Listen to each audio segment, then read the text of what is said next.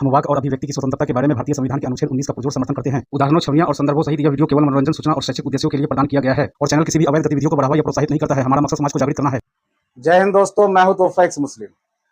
दोस्तों, आज आपके लिए लेकर आया हूं कुरान सूरह अन-नमल। ये कुरान की सूरह नंबर है 27 और नमल का मतलब होता है चींटी। इस पर हम बात करेंगे।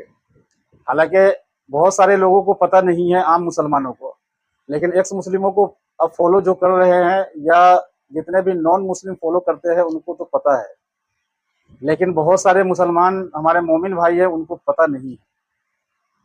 तो इस पर हम कुछ सवाल है हमारा, हम उस पर हम बात करेंगे। लेकिन उससे पहले हम बात करते हैं मोमिनों की आहत के बारे में कि भाई हमारे मोमिन हजरात की आहत बड़ी जल्दी आहत हो जाते हैं। उनकी भावना जो है बड़ी जल्दी आहत होती है, उनकी भावना बात बात पे आहत होती है। और हमारे एक्स मुस्लिम भाई वीडियो शुरू करने से पहले ये बात बताते भी हैं और उनके लिए पहले ही क्षमा मांग लेते हैं कि भाई आप मोमिन हमारी बातों को बुरा न माने। अरे भाई, आप कुरान पे बात कर रहे हो, जो लिखा हुआ है उसको बता रहे हो और बोल रहे हो आप बुरा ना माने। भाई ये तो मेरे हिसाब से हिपोक्रेसी है। बाकी मैं किसी भी एक्स मुस्लिम के जो अंदाज है उनके ऊपर मैं सवाल नहीं उठा रहा हूँ। मेरा कहने का मतलब, भाई मुझे पता है कि भारत का संविधान किसी की भावना आग के लिए गाइडलाइन बिल्कुल क्लियर बना रखा है और जो हमारा एक्सप्रेशन, जो किसी का आलोचना करने का पूरा गाइडलाइन, सब सीमा हमारे भारत के संविधान में बनाया गया है पूरी तरीके से। और यूएन का जो गाइडलाइन है वो भी बनाया गया है। देखिए, कुरान जो कहता है, कुरान में जो बताया गया है, यूएन का जो गाइडलाइन है वो नहीं कहता है कि भाई आपने कुरान के अंदर जो लिखा गया है उसको हटा दो, या हमारा संविधान नहीं कहता, या हम भी नहीं कहते कि आपके कुरान में जो लिखा है उसको आप मिटा दो, डिलीट कर दो। अब आपके ऊपर सऊदी अरब इस्लाम का गढ़ माना जाता है। इस्लाम का सबसे, पूरे दुनिया का इस्लाम का गढ़ है मक्का, मदीना और सऊदी अरब। अब यूएन का गाइडलाइन आया है कि भाई आपको स्लेवरी बैन करना होगा। अगर नहीं बैन करोगे तो आप पर कई तरह के टैरिफ, सेंक्शन और आपको आगे बहुत परेशानी उठानी पड़ेगी। और यूएन ऐसा है कि पूरे दुनिया को आदेश करता है, पूरे मुल्क को। उसके गाइडलाइन के खिलाफ कोई जा नहीं सकता है। हाँ, अगर चोरी छिपे अगर कोई आदमी कोई काम करे, कोई देश, ऐसे तो सुनने में आता है या सोशल मीडिया पे अभी भी सुनते हैं कि स्लेवरी जो है सऊदी अरब में आज भी चलता है, लेकिन ये सुनी सुनाई बातें हैं, इस पे हम बात नहीं करते।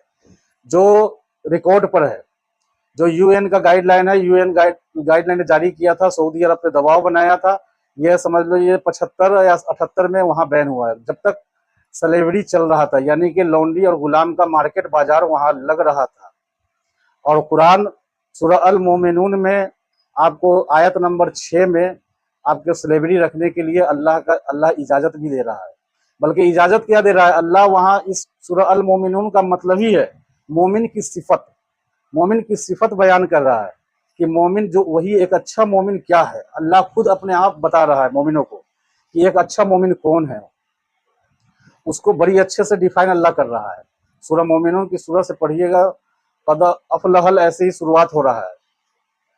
तो छठे में जाकर के वहां पर आपको पता है कि बताया जा रहा है कि आप स्लेवरी रख सकते हैं, जो राइट हैंड पोजीशन, जिसको आपने अपने हाथ से कमाया है। ये सबको पता है, कुरान में लिखा हुआ है और कहीं इसको मना नहीं किया गया है कुरान में। ये हर एक्स मुस्लिम का चैलेंज है मोमिन को और बड़े बड़े उलेमा को। मोमिन तो छोड़ ही दीजिए, बड़े बड़े उलेमाओं को चैलेंज है कि कुरान में आपको दिखाना है कि अल्लाह का आदेश आया था, हुक्म आया था कि हाँ आज से स्लेवरी हराम है। जैसे शराब के बारे में आया है कि शराब हराम है, स्लेवरी के बारे में, बांदी के बारे में कहीं भी रोक नहीं है।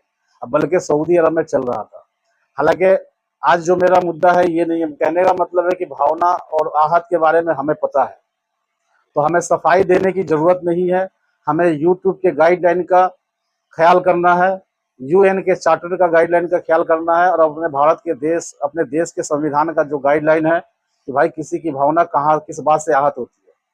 तो अगर आपकी भावना आहत होती है तो मुझे कोई फर्क नहीं पड़ता है भाई, जो सच है मैं बताऊंगा। हालांकि ये एक इंसानी एक तरीका रहा है कि भाई पहले ही आप क्षमा मांग लेते हैं कि भाई भावना आहत ना हो। ये अच्छा तरीका है भाई। मैं किसी एक्स मुस्लिम भाइयों पर मैं उंगली नहीं उठा रहा हूँ, मेरा ये कहने का मतलब नहीं है। वो अगर अपने वीडियो में बताते हैं कि भाई मैं क्षमा चाहता हूँ कि आपकी भावना आहत हो सकती है, आप बुरा ना माने, तो खैर मैं हिपोक्रेसी मानता हूँ भाई। मैं साफ बात बोल रहा हूँ। अब जिनको मेरी बातों से सहमत हैं या ना है वो अलग बात है। मुझे पता है मैं अपने देश के संविधान को का उल्लंघन नहीं करूंगा, यूट्यूब के गाइडलाइन का उल्लंघन करने से बचता हूँ, और यूएन का जो चार्टर है उसके हिसाब से चलना है। बाकी भाई मोमिनों की क्या है, सरकार ने 3 तलाक किया बैन, 3 तलाक पर कानून बनाया, मोमिनों की आहत हो गई, भाई इस्लाम खतरे में आ गया। यूसीसी की बात हो रही है, सरकार ने अभी नया फॉर्मूला ट्वीट किया है कि भाई आने वाला यूसीसी, अभी मोमिनों की भाई आहत हो जाती है, भावना आहत हो जाती है। तो भाई इसमें क्या करें, आपकी तो बात बात पर भावनाएं आहत हो रही है। अब बताइए, अब आपके कुरान में, अब आप, ये तो हिपोक्रेसी है भाई। आपको 4 शादियां करने के लिए तो सीधी सी बात है, कुरान सूरह 5 आयत नंबर 38 में साफ साफ कुरान के अंदर लिखा है कि चोरी करने वालों के दोनों हाथ काट दिए जाए, वो मर्द हो या औरत हो। कुरान में बिल्कुल वाज़ेह लिखा हुआ है।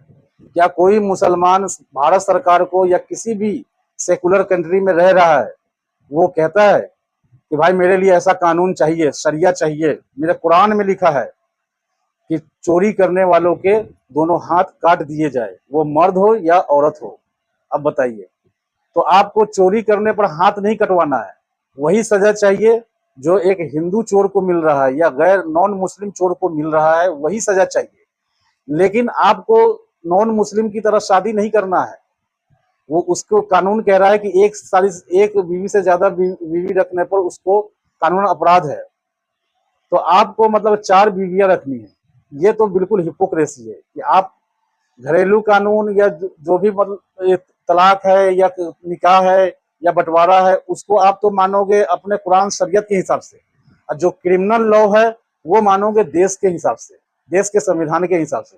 तो ये इस पर कहाँ तक हम बात करेंगे, तो साफ दिख रहा है कि हिपोक्रेसी है। तो बाकी इसको ये नॉन मोमिनों को समझना है भाई, ये नॉन मोमिन भाई जो समझे कि ये भाई हमारे मोमिन हजरात है, ये इस कौम में कितनी हिपोक्रेसी बड़ी है, ये आपको समझना है।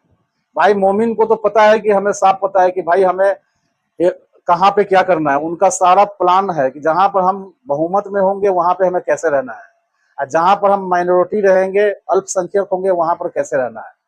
संविधान संविधान चिल्लाना है और सेकुलर सेकुलर का नारा लगाना है, जहां पर मेजोरिटी में नहीं होंगे, कम होंगे। जहां पर मेजोरिटी में होंगे तो सेकुलर गया तेल लेने, कोई सेकुलर नहीं, वहां चलेगा सरिया और इस्लाम का। या आप पाकिस्तान हो या बांग्लादेश हो या अफगानिस्तान हो, कितनी जो भी मुस्लिम कंट्री है, वहां पे चलेगा शरीयत के हिसाब से ही और कुरान को ही फॉलो किया जाएगा। वहां पे कोई सेकुलर नहीं, कुछ नहीं। सेकुलर वहीं पे मुसलमानों को चाहिए जहां पे सेकुलर देश है और जहां पर अल्पसंख्यक है। खैर ये तो बात हो गई। अब नबी के बारे में अगर हम बोल दे कि भाई नबी तो अनपढ़ थे, तो अब मोमिन के यहाँ पर कहने लग जाए कमेंट में नबी अनपढ़ नहीं थे, जबकि यही बात कुरान कह रहा है। कुरान आपको कह रहा है नबी भटका हुआ था। आपको कुरान 93 की 7 है, वह जदका जालन फहदा। इसका मतलब है ए नबी, अल्लाह कह रहा है ए नबी आप भटके हुए थे, हमने आपको सीधा रास्ता दिखाया। अल्लाह कह रहा है, कुरान में कह रहा है नबी को। अगर मैं बोल दूं कि नबी बनने से पहले भटका हुआ था, वो भी मुशरिक था, तो अभी लड़ने के लिए मोमिन तैयार हो जाएंगे, जबकि यही बात कुरान कह रहा है। तो कोई मतलब नहीं इनका बनता है, ये माने या ना माने, जो सच लिखा है हमें फैक्ट और सच बताना है। और जहां तक सूरह नमल का मैं बात शुरुआत में आपको बोला था, शुरू में सूरह नमल का 2 आयत पे पहले गौर कीजिए। पहला फर्स्ट शुरू हो रहा है कुरान की, ये कुरान जो है मुबीन है। मुबीन का मतलब होता है स्पष्ट, क्रिस्टल क्लियर है कुरान। और उसके बाद में अहले ईमान को कहा जा रहा है कि ये हिदायत की किताब है, कुरान हिदायत की किताब है। ये 2 आयत सूरह नमल में आप शुरू करेंगे तो ये आपको फर्स्ट में मिलेगा। अब इसमें कहानी क्या चल रही है, दादी नानी की कहानियां चल रही है। ये फेरी टेल, सारी परियों की कहानियां जो होती है ना, जो 5वीं के बच्चे जो होते हैं उनको भी ये कहानी सुनकर बोरियत महसूस होगा। और इसको सच माना जा रहा है। आज भी मुसलमान सच मानते हैं, कुरान के एक एक लफ्ज को सच मानते हैं कि ये कहानी नहीं है, ये सच है, अल्लाह ने कहा है। जबकि कुरान के इस सूरह के फर्स्ट में ही बोला गया है, क्या बोल दिया गया है, ये कुरान मुबीन है, यानी क्रिस्टल क्लियर है, स्पष्ट है, और अहले ईमान के लिए ये हिदायत का रास्ता है। अहले ईमान जो पहले उस जमाने में जो मुसलमान बने थे उसके लिए हिदायत का है। तो भाई उस जमाने में जो मुसलमान थे उनके लिए हिदायत था, तो हिदायत आज के मुसलमानों के लिए भी है कुरान, और मानते भी है मुसलमान, ऐसी बात नहीं कि नहीं मानते। हर मुसलमानों का यही मानना है कि कुरान हिदायत की किताब है। कुरान में बार बार जिक्र आया है कि हिदायत की किताब है। तो कहने का मतलब कितना हिदायत दे रहा है, ये देखो कैसी हिदायत दे रहा है। और इसमें कहानी क्या है कि चींटी सूरह सुलेमान अलैहिस्सलाम से बातें कर रही है। चींटी, बताइए, चींटी का भाषा सुलेमान अलैहिस्सलाम समझ रहा है। और उसके बाद में इसी में आप जब कहानी पढ़ेंगे तो हुदहुद चिड़िया की बात हो रही है। हुदहुद चिड़िया है, आपको इस आयत में 20 है, सूरह नमल में 20 से 20, 21, 22, 23, 28 तक चलता है।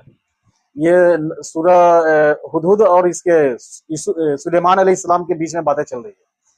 और इसमें सबा के बारे में, जो राजकुमारी सबा होती है उसका कहानी इसमें है।